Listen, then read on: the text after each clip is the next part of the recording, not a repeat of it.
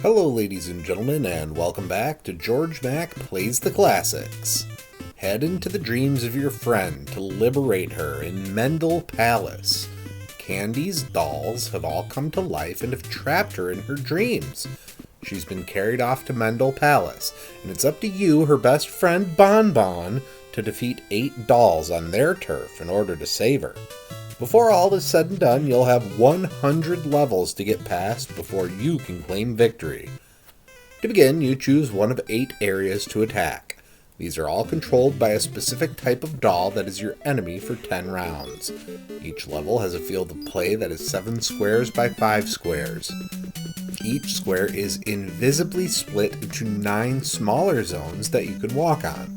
Pressing the A or B button shuffles the square. Shuffling the square is your main way of attacking enemies and may unveil a special item panel. These item panels have several different things it can do, but will only activate if you walk over the center zone. Most prevalent are star panels. If you collect 100 of these, you earn an extra life and a speed increase. The last star panel on each stage begins to blink and is worth 10 stars, making them very attractive to collect. Moon panels turn every open square into stars. The roulette panel gives you points, or an elusive one-up. The cross panels shuffle all squares vertically and horizontally from them. The sun panel shuffles every square on the board, which is super useful in wiping the board. Most of the time. The glowing panels are enemy panels, which spawn more dolls. If you complete a level and keep shuffling panels, you may accidentally unearth one of these and elongate the amount of time you have to spend.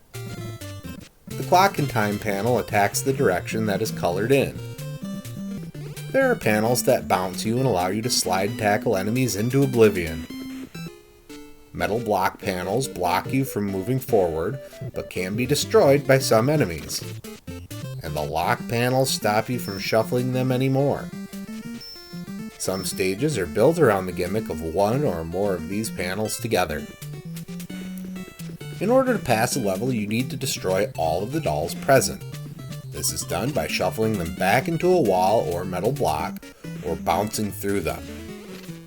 You can also pass a level by finding a special bonus panel that takes you to a bunch of stars. Each doll has a different ability to make your job more difficult. This ranges from spinning around like a top, jumping to avoid being shuffled, drawing on the ground, effectively locking the panel, swimming through all open panels, imitating your movements and floor shuffling, and sumo stomping the ground, causing a row to shuffle. Some of these enemies become very difficult to handle because turning direction when you walk doesn't happen immediately. This causes many deaths. Luckily, continues are unlimited, so you can power your way through any level that you find too difficult. The end of each area has you face off against a boss.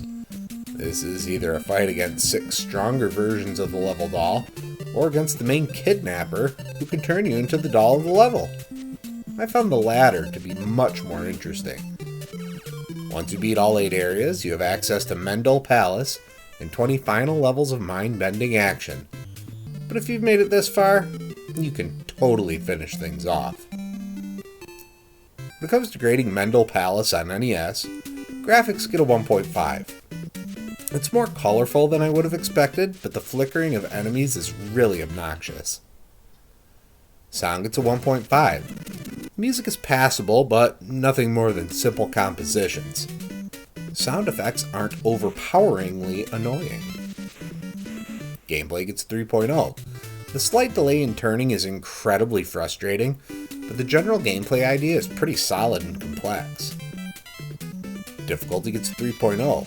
You have unlimited continues, and most levels are fair, but others had me scratching my head and testing my patience. Fun factor gets 3.0. This is a relatively enjoyable game that I sat down and played through to completion because I wasn't having a bad time.